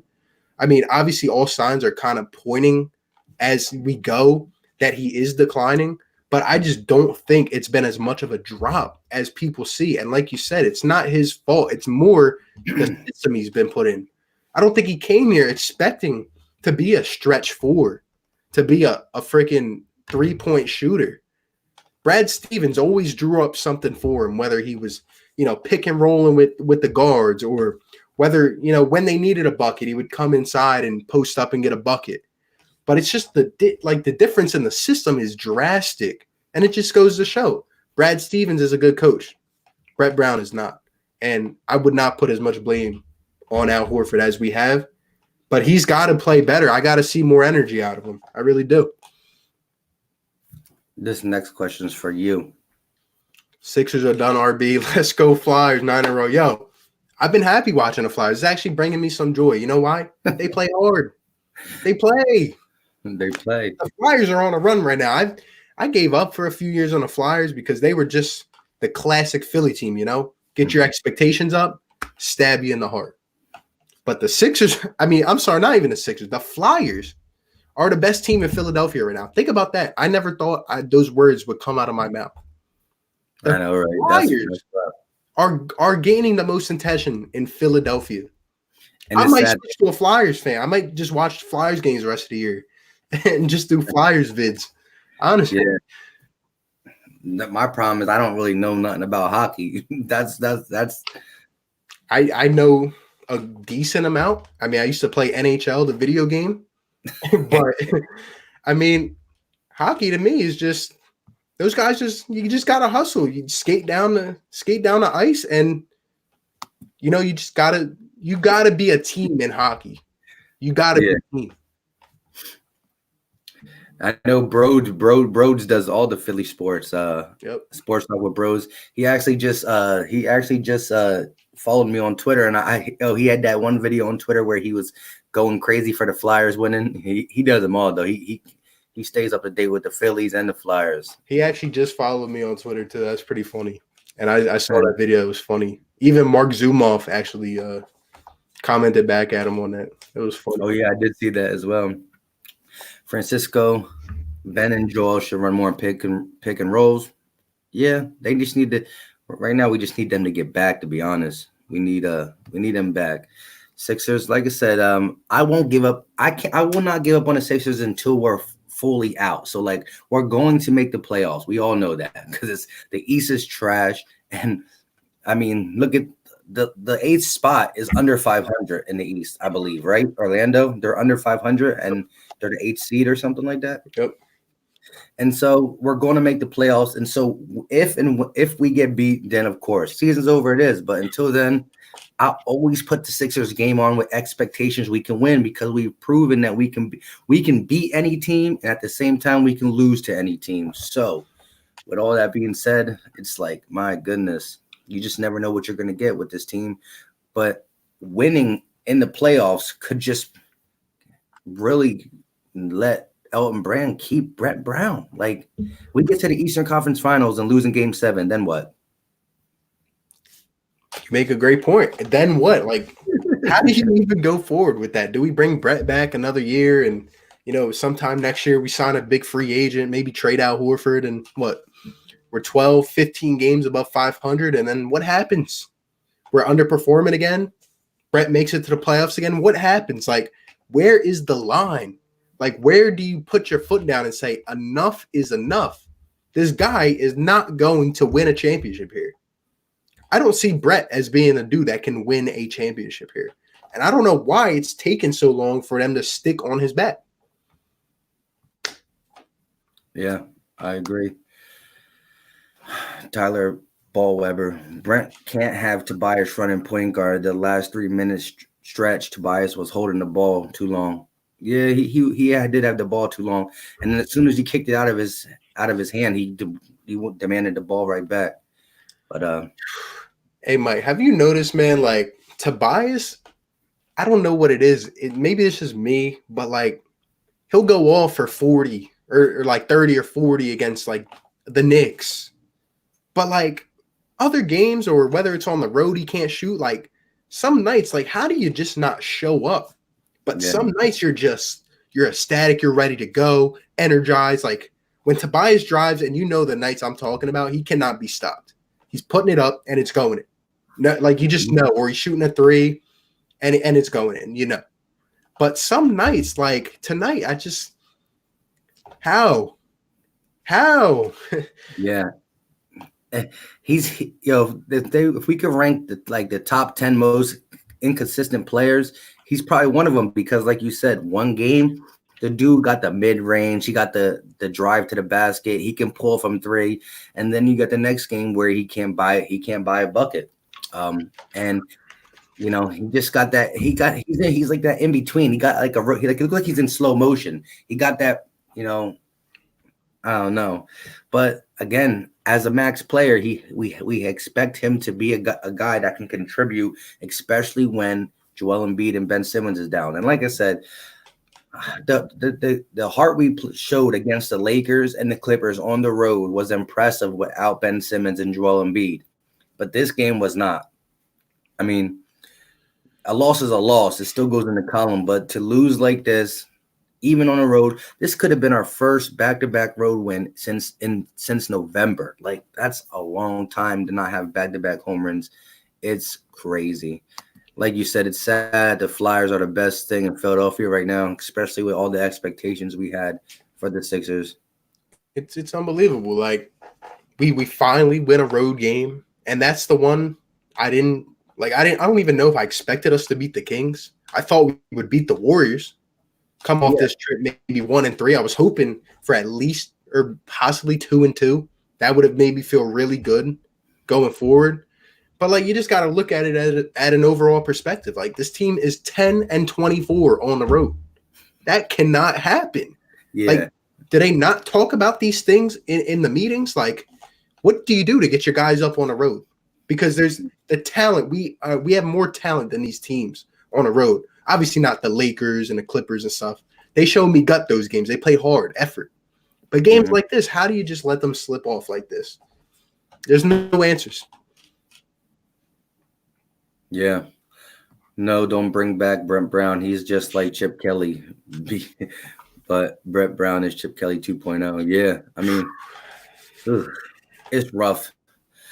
Well, we'll probably do like a couple more minutes and then we'll probably end this. Like I said, I do believe the Sixers are going to be. I do believe we could compete in the East with a healthy Ben Simmons and Joel Embiid. Again, even when our team is healthy, we have to be home for us to compete, but we will get some home games, and we just need to steal one road game. I just never seen a team go this night and day from road games to home games. It's just really, really bad. But, we get this first round exit if – then Brett Brown really will be dealt with. There's no denying it then. Like a team that was now again, here's another thing. So we either make a run and we keep Brett Brown because of the run, or Ben Simmons never comes back this year because his back has more complications than we want. Joel Embiid, somehow something happens to him. And then so Brett Brown gets a pass because Joel Embiid and Ben Simmons weren't there. And that's the reason why we lost, who knows? Yep. Oh, man. I mean, Joel, I think they said he's supposed to come back on Wednesday against the Pistons. I mean, hopefully. Ben Simmons, we have no clue. Obviously, the Sixers, they like to hide things and, not really tell us what's going on. I don't know. I'm kind of nervous about Ben. I don't know if he's going to come back for the playoffs. I mean, usually when they keep things like this, they don't give a timetable. It's usually – that doesn't look too well, but I don't want him to get hurt or get more of a significant injury if he's just not feeling well. I don't even know what happened. I mean, I remember the game. First it was the All-Star break, and then took that hard hit, and then he was in the post. Like, what? I don't know. Yeah, I think that hard hit he took in the All-Star game really did it, and then just what that game against the Bucks, he just like reheard it. But the lower back is not it's a bad area that stuff can linger easily. So, and he's a durable guy, Yeah, I mean, this guy is a hustle. He got a lot of hustle in him. He's other than that injury he had in the beginning of his career, he's been a durable dude who you can play 40 minutes per night. He Energizer Bunny on him. He just doesn't stop. But American Tarmacker said Ben Simmons, Shake Milton, Alex Burke, Glenn Robinson, and Joel Embiid should be the starting five. Interesting. What would be your starting five if you can pick the starting five for the rest of the season? Man, that's a good question. I would have to go. Let's see. I would probably go with, if considering everyone came back healthy, I would probably go with what we were talking about earlier. So probably Shake Milton, Josh Richardson, Tobias, Ben, and Joe. Or another lineup, and I saw, a couple people talking about this, that would be interesting if we moved Josh Richardson to the bench. So Ben Simmons, at the 2, we could either play Shake or maybe Alec Burks, Glenn Robinson, Tobias, and then Joel Embiid. I don't know what it is, but we need more. We need production, steady production out of our bench. I think Thibault, I mean, he's a heck of a defender, but he can't really be in a starting lineup because the shooting has not been there. Korkmaz, need to see more out of him. But I would probably keep Alec Burks on the bench for now, and Glenn Robinson's iffy with me. But I got to see how Josh Richardson is, Yeah. I mean, I agree with you. I think it's that thing. I could see, like you said, Josh Richardson coming off the bench and doing something like a Lou Will, because listen, I mean, like, how did Clippers use Lou Will, who was a Sixer? Imagine if we had him still. The Lou Will comes off the bench as the sixth man, but by the time the game's over, he plays as many minutes as the starters, if not more, you know? And it's just you get that instant offense because I've seen the Sixers do this time and time again. They start out the game hot because they got Joel Embiid and Ben Simmons in there. Everybody's doing what they're doing. And then Joel Embiid always goes out like in the first 5 minutes, so he gets that break in the first quarter. And as many times that Joel Embiid goes out and then we're up 10, and by the time Joel Embiid comes back in, it's tie game or something along them lines. Yeah, man. I mean, like you said, it's all about role. Like, I think dudes have to embrace their role. Some guys are just not focused when it's their time to shine, and that hurts. Yeah. John A. had a question for you, RB. Go ahead. You can answer it. Big East tournament, Seton Hall, Nova, or Creighton? That's a good question. Obviously, being a little biased, I'm going to go with my boys, the Nova Wildcats. Shout out Eric Pascal, still torching Philly in some way. But I think all three of them are good teams. Seton Hall with Miles Powell, obviously probably going to be either a lottery pick or at least a first-round pick. Creighton, usually we saw today, they beat Seton Hall. They're a tough team. I think the Big East is interesting this year. And I'm ready for March Madness. How about you? You big March Madness fan? Yeah.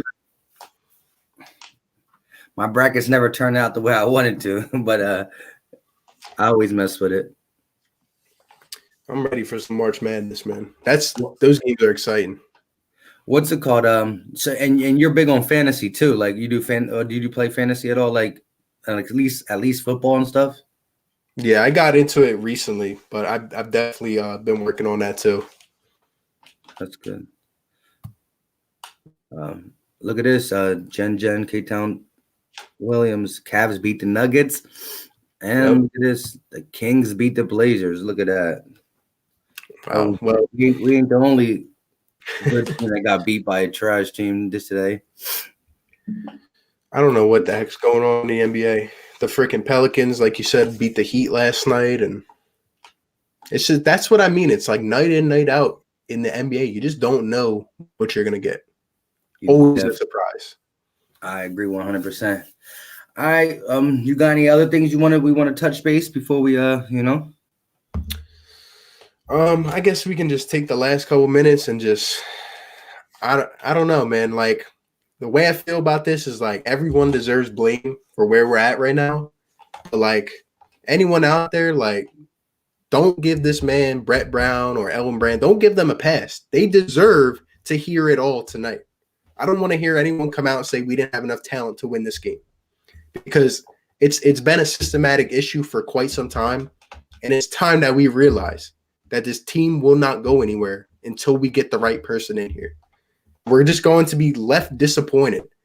And I think all of us are finally coming together and realizing it, like it's time. It is time. What you think?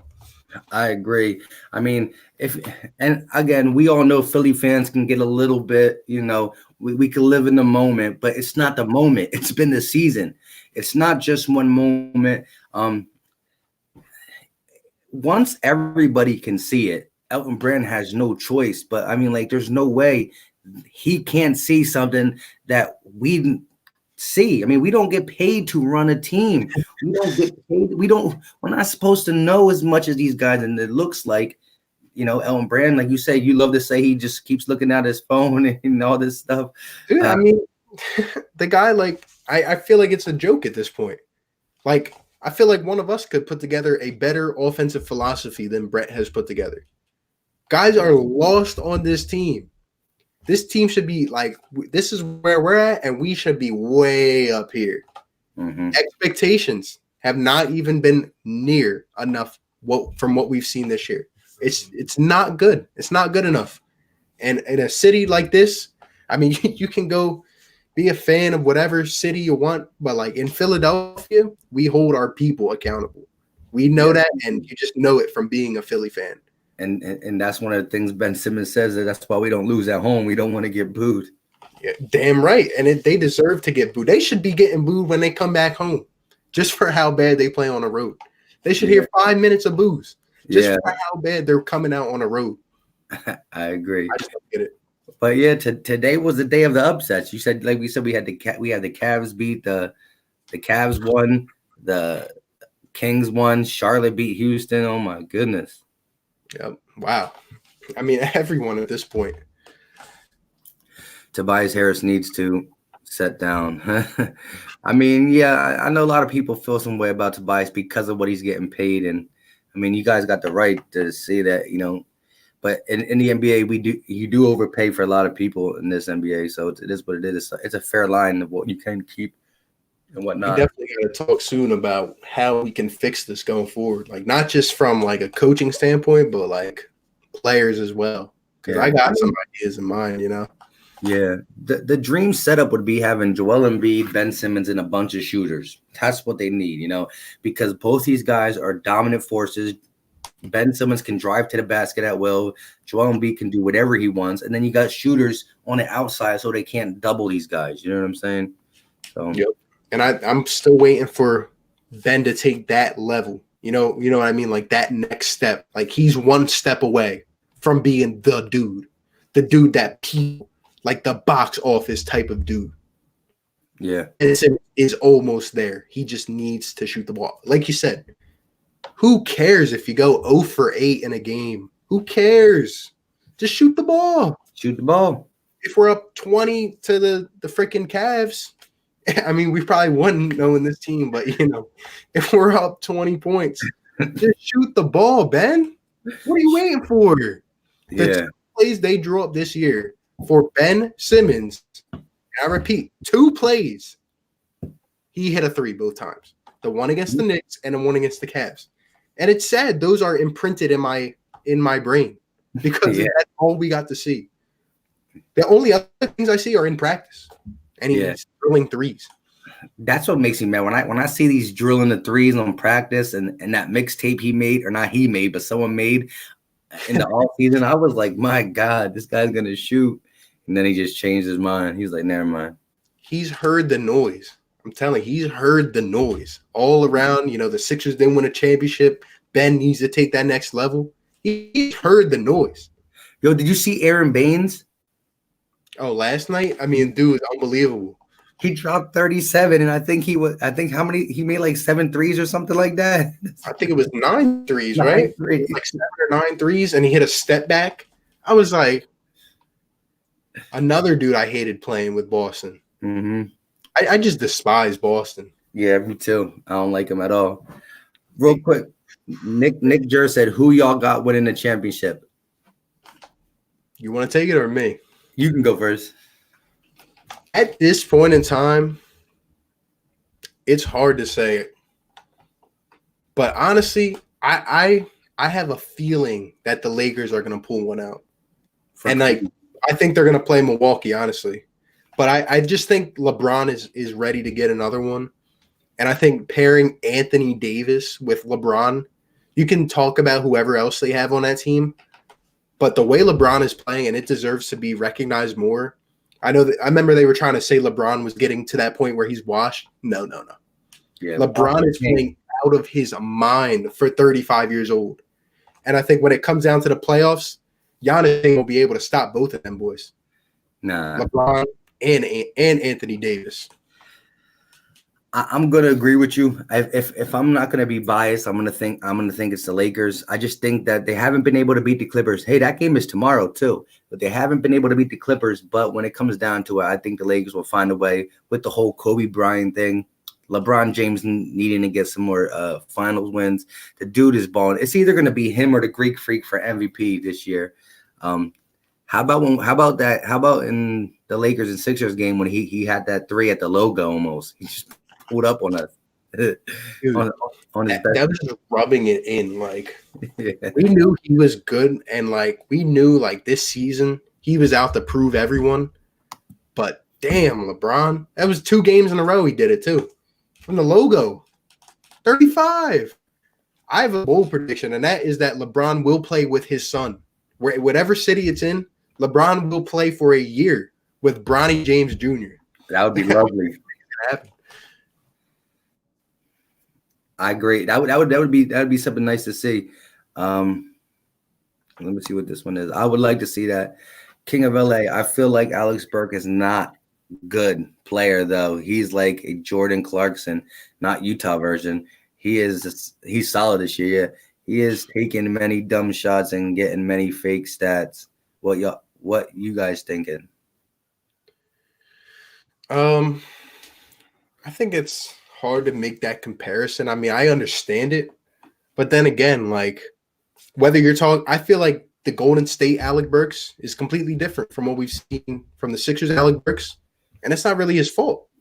The guy went from playing 30 minutes a game, averaging 16 off the bench, to playing what, maybe 15 minutes sometimes, 20, sometimes 10, 12. He hasn't been able to get in that consistent groove. I think Alec Burks should be dribbling, off a screen, taking a jump shot. He can make those shots. I don't know why it's not designed for him to do that. He has taken some stupid shots. He has looked bad in sometimes. But I think there's more to see from Alec Burks, and I want him to play more minutes, more than Raul Neto. Yeah, I agree. And I think Alex Burke, when he was with the Jazz too, he was good. I think he just had a bunch of injuries and he couldn't stay on the court. But I see what he's saying though with some dumb shots sometimes. But again, I just think it's the situation we put him in. He's like, damn, I only get 15 minutes. So when I'm on the court, I'm going to shoot that ugly shot because I don't know when I'm going to get back on the court. You know what I mean? Yep. I don't go over Brett Brown's house all the time like Neto does. I don't get that. Dude, Raul Neto is not like – he should not be getting the minutes he's got. I don't get it. I don't. Yeah.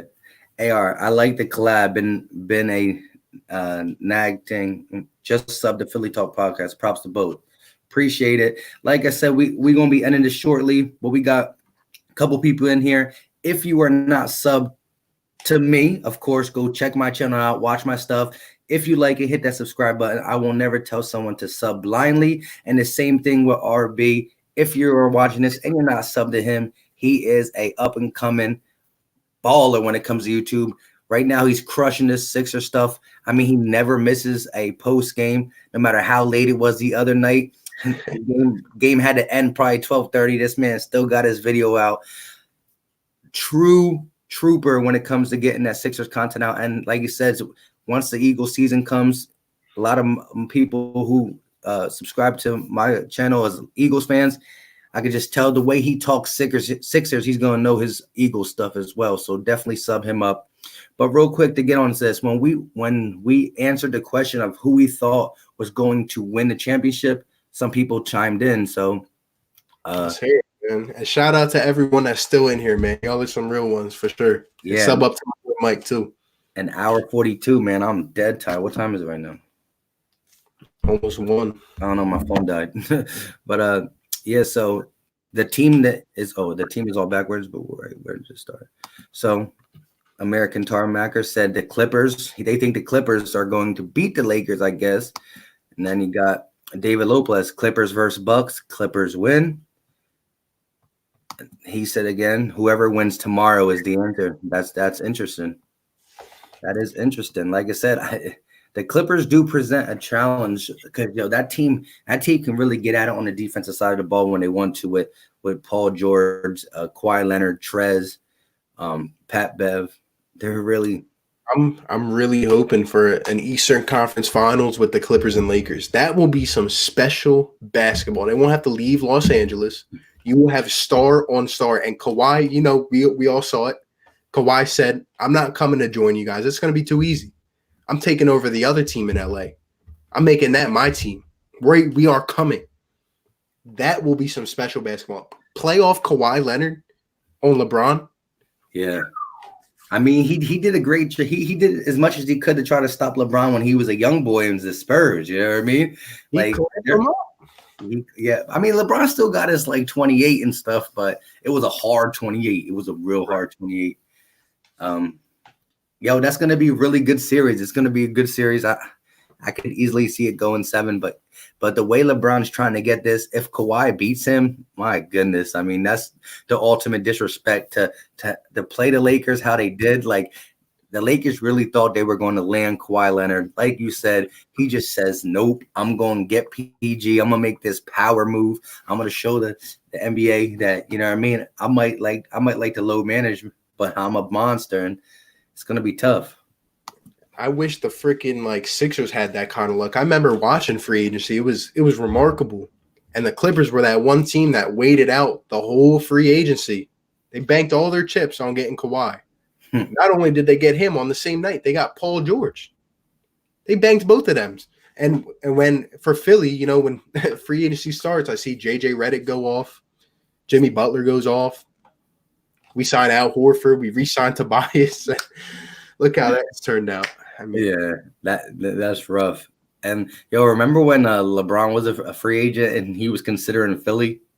Yeah, I thought that was funny. Like people really thought LeBron would bring his kids to Philly schools, and you know he wanted the Boulevard. You know, he wanted Sunset Drive. That's what LeBron wanted.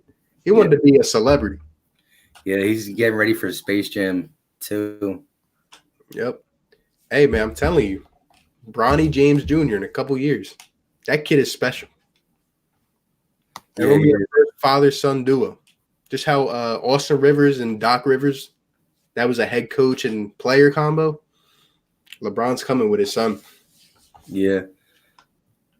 That would be something to see. You know, that would be the first time that ever happened, right? Yep. He said, "Bang, big earthquake." Yeah, it was crazy. The day that Paul George went over there too, there was a legit earthquake on the West Coast too. That's I think. Great. But yeah. So we about to get up out of here. Like I said, for everybody who stayed in the chat, an hour and 45 minutes. It's a long stream. Appreciate all you guys. Like you said, whoever's not subscribed to either of us, go check us out. See what you think. Click on the video, watch it. If you like it, hit that button. It always helps out.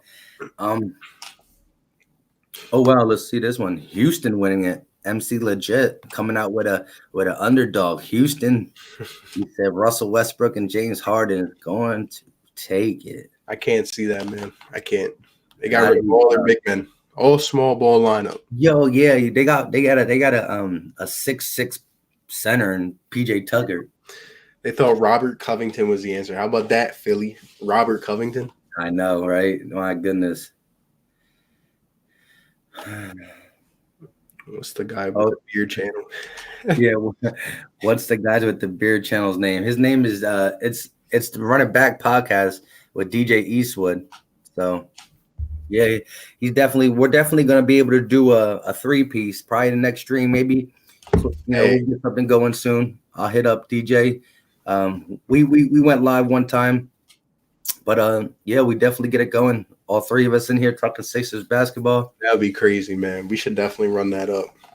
Yeah, we'll run that back. No problem. Nice one. Real quick, this one said Houston are like the Sixers. They stink. That hurts, but it's kind of true. All right. Well, you got any finishing touches before we get up off here? Sixers fans, you have a right to be disappointed. Brett Brown stinks. He sucks. All right. Don't ever come on my videos again trying to defend Brett. He's not it. He's just not it. Tonight was like the icing on the cake, man. Disappointing, pathetic. How do you blow that? How do you defend that? I can't believe it's just disgusting at this point. That's all I got. Well, I'll catch you on the next one. I don't know. I agree with everything you said, man. He stinks. The only hope I got is that Joel Embiid and Ben Simmons come in and come back and we win in spite of Brett Brown because it just talent takes over and just does what it got to do. But I won't hold my breath. Vance Maxwell, Joe YouTube Nabe, y'all follow me on Instagram and Facebook. I'll definitely check you out, bro. But until next time, for everyone in here, like I said, appreciate all you guys. Me and RB will be doing some more live streams for you guys, especially once we start getting the playoff live streams are going to be tough, especially if we're winning games. It'll be a good time. Big if. Big if, yeah. So until next time, peace, bros.